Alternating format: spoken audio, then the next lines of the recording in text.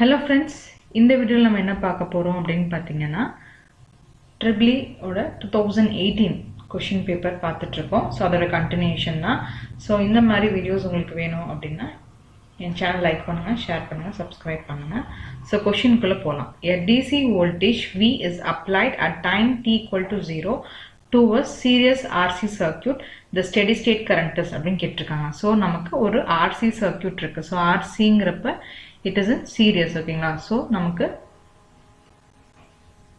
RC circuit இருக்கு.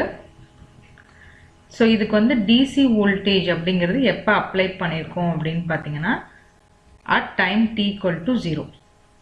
ஓகேங்களா? So time t equal to 0ல எனக்கு DC voltage அப்ளை ஆகுது. சோ அப்ப எனக்கு ஃபுல்லா க்ளோஸ்டா இருக்கும். சோ எனக்கு என்ன ஆகும்னா கெபாசிட்டர் அப்படிங்கிறது ஸ்டார்ட் சார்ஜிங் அப்படினு சொல்லலாம். ஓகேங்களா?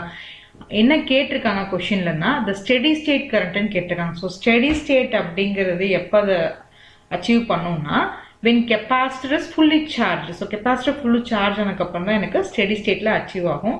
So steady state அச்சீவ் ஆறப்ப அந்த கெபாசிட்டர்ங்கிறது fully charge ஆயிரும். பட் ஃபுல்லா சார்ஜ் ஆனதுக்கு அப்புறம் it act as a open circuit அப்படினு சொல்லலாம். ஓகேங்களா? சோ அப்ப எனக்கு current through the capacitor என்ன இருக்குங்க? கண்டிப்பா it will be a 0 அப்படினு சொல்லலாம். ஓகேங்களா?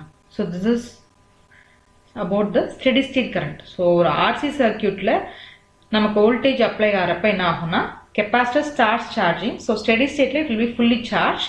So it acts as a open circuit. So அப்ப steady state current அப்படிங்கிறது will be equal to 0. ஓகேங்களா? உங்களுக்கு ஏதாவது டவுட்ஸ் இருந்தா கமெண்ட் செக்ஷன்ல கமெண்ட் பண்ணுங்க. Thank you.